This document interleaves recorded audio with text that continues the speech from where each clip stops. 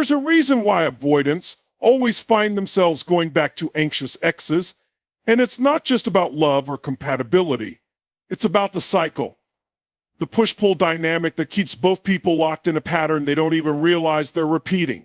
The avoidant runs, the anxious chases. The anxious gets tired, starts pulling away, and suddenly the avoidant comes back. It's predictable. It's familiar. And that's exactly why it happens over and over again. At the core of this dynamic is a deep contradiction. The avoidant partner craves connection just as much as the anxious partner does, but they fear intimacy. The moment things start to feel too close, too intense, too demanding, they pull away. They create distance not because they don't care, but because closeness makes them uncomfortable. Maybe they grew up in an environment where emotional needs weren't met, where love felt conditional, where being vulnerable meant being at risk. So now as adults, they associate intimacy with something dangerous, something they need to protect themselves from. But here's where it gets interesting. The anxious partner has the exact opposite fear. They fear abandonment. They crave reassurance, closeness, and emotional connection, sometimes at a level that feels overwhelming to the avoidant. And in the beginning, this dynamic actually feels good for both people. The anxious partner gives all their love and energy, and the avoidant enjoys it until it starts feeling like too much. The moment the avoidant feels trapped, pressured, or like they're losing their independence, they withdraw. They become distant, cold, unresponsive. And that's when the anxious partner's fear kicks in. They start reaching out more, trying harder, pushing to get that connection back. But the more they push, the more the avoidant pulls away. This is the cycle. And it keeps repeating because both partners are responding to old wounds, old fears, things they might not even be conscious of. The anxious person believes if they just love harder, if they just prove they're worthy, the avoidant will stay. The avoidant believes if they let someone get too close, they'll lose themselves. So they keep running. But here's where it gets even more complicated because the cycle doesn't just push people apart. It also pulls them back together. The moment the anxious partner starts pulling away, the dynamic shifts. Suddenly, the avoidant feels space, freedom. And for the first time, they don't feel suffocated. They don't feel pressured. Instead, they feel something else, lost, because despite all their fears, they don't actually want to be alone. They want love, they just want it on their terms. And when the anxious partner finally stops chasing, the avoidant starts to miss the comfort, the security, the emotional warmth they once ran from. So what do? They come back. They test the waters. They reach out just enough to reignite the connection. And because the anxious partner has been craving that validation, that sign that they are wanted, they welcome them back with open arms. For a while, things feel good again. The avoidant is more present, more engaged. The anxious partner feels relieved, thinking this time it's different. But it's not different. The cycle is just resetting.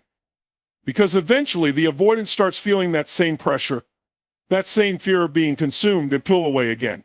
And the anxious partner starts chasing. Again, this is why avoidants always go back to anxious exes. Not because they've changed. Not because they suddenly want to commit. But because this pattern feels familiar. It's what they know. And for both people, even though it's painful, even though it leads to frustration and heartbreak, it feels safer than stepping into something unfamiliar. The only way to break the cycle is awareness, because once you see it for what it is, you can't unsee it. You realize this isn't about love. It's about attachment. It's about deeply ingrained patterns that are controlling your relationships. And until you do the work to change those patterns, the cycle will keep repeating. Different people, same dynamic. Over and over again. So the question isn't, why do they keep coming back? The question is, when are you going to stop playing the game? Avoidants may act like they don't need anyone, like they're fine on their own, like love isn't a priority, but the truth is, they always come back to the anxious ex. And it's not because they've suddenly realized they're in love or because they've changed. It's because deep down they know something most people don't see. The anxious partner is safe. See, avoidants fear intimacy, but they also fear being alone. It's a paradox. They push love away because closeness makes them uncomfortable, but the moment they feel the full weight of that distance, something shifts.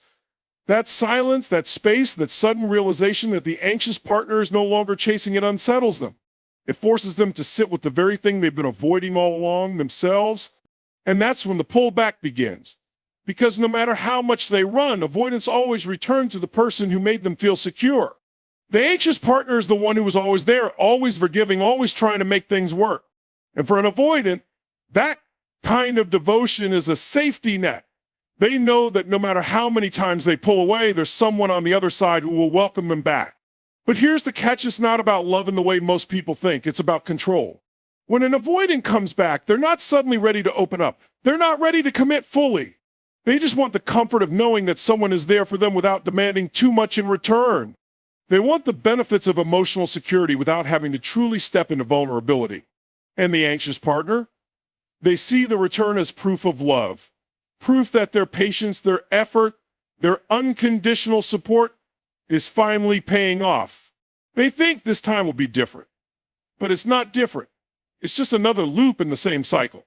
Because once the avoidant feels reassured that they are still wanted, still desired, still in control of the connection, they start pulling away again.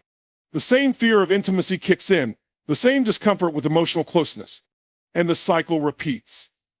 It's not that avoidants don't feel anything. It's that they struggle with the weight of real emotional connection. When things get too deep, they feel like they're losing themselves, like they have to escape to breathe. But when they pull away too far, they feel the emptiness of being alone, and suddenly the anxious X feels like home again. This is why so many avoidant anxious relationships are filled with breakups and makeups. The anxious partner is always hoping for change, always hoping that this time the avoidant will stay. And the avoidant, as much as they try to run, always comes back when they feel the loss. But coming back isn't the same as committing. It's not the same as healing. It's just a temporary fix for the discomfort of being alone. The real question isn't why the avoidant keeps coming back, it's why the anxious partner keeps letting them. Because the moment an anxious person truly understands their worth, truly realizes they don't have to beg for love, that's when the cycle breaks. That's when the avoidant returns and finds that the door is finally closed. Avoidants don't come back because the relationship was perfect. They don't come back because they've had some grand realization that you're their soulmate. They come back because the dynamic was familiar. It's what they know. And human beings, no matter how much they claim to want change, are drawn to what's comfortable, even if it's dysfunctional, even if it hurts. For an avoidant, intimacy feels like a trap. The closer someone gets, the more they feel the need to pull away. It's not necessarily because they don't love or care, it's because closeness, real closeness, triggers something deep inside them. Maybe it's a childhood wound, an experience that taught them that love isn't safe, that attachment means losing yourself, that letting someone in always comes with a cost. So, without even realizing it, they create distance. They withdraw. They start finding reasons why the relationship isn't working. The anxious partner, on the other hand, fights to close that gap. They feel the distance, and their instinct is to reach out, to try harder, to prove that love can heal, that they can be the exception. They think if I just love them enough, if I show them I'm not going anywhere, they'll finally feel safe enough to stay. But that's not how it works, because the more the anxious partner chases, the more the avoidant runs.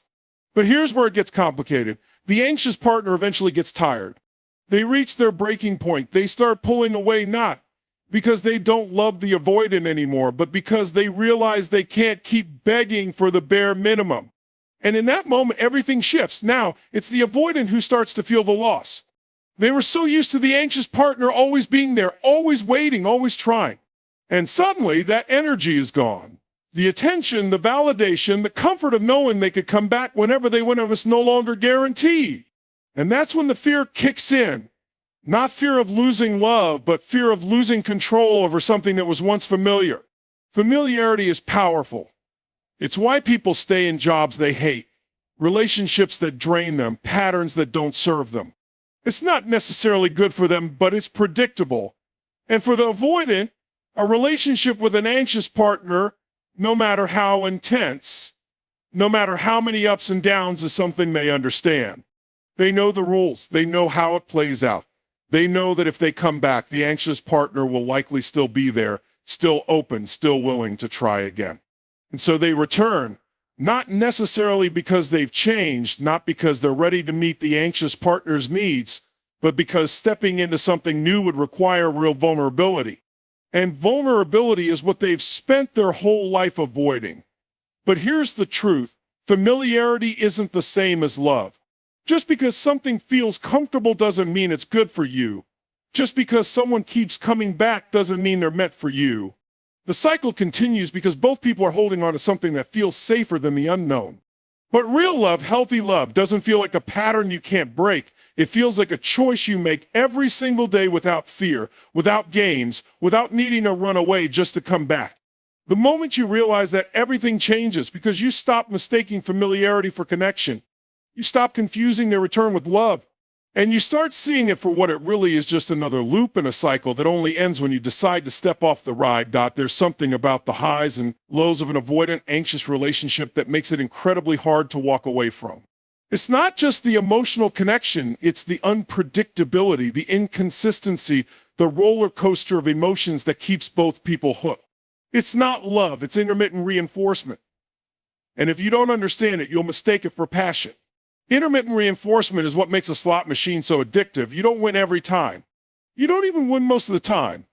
But every now and then, when you least expect it, you hit the jackpot. And that rush, that moment of excitement, it makes you keep playing. Because even when you're losing, you believe that if you just keep going, if you just keep trying, another win is right around the corner. Now apply that to relationships. The avoidant partner pulls away, creates distance, becomes cold and unavailable.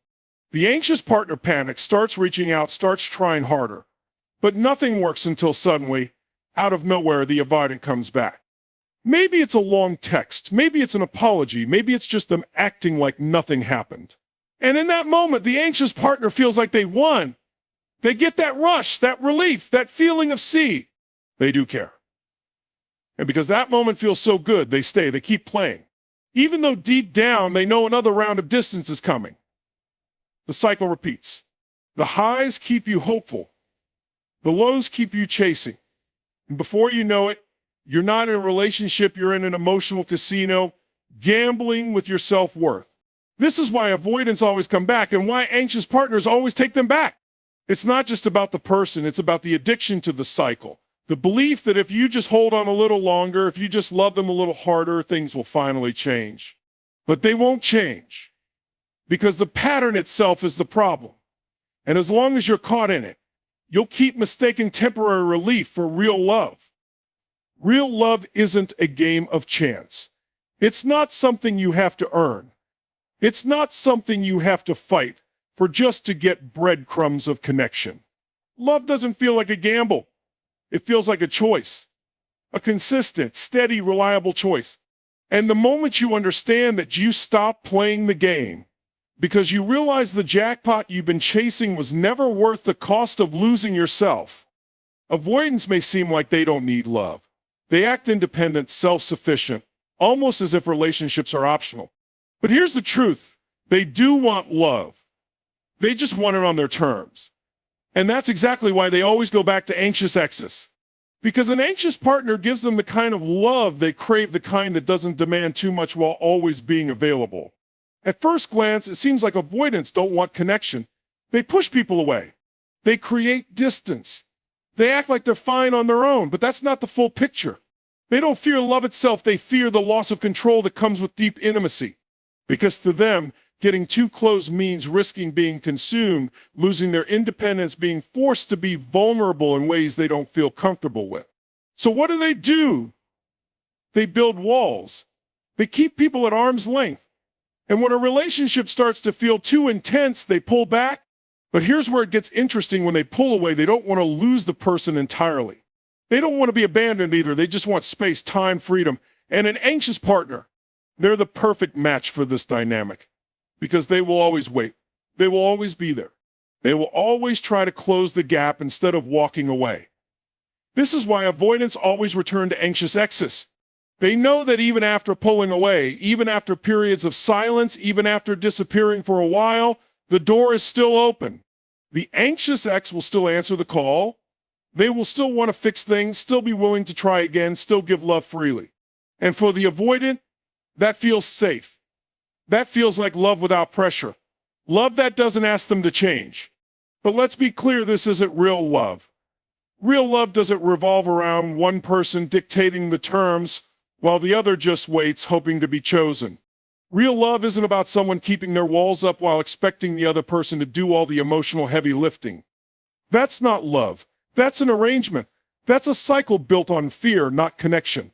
And until both people recognize what's happening, the pattern will repeat.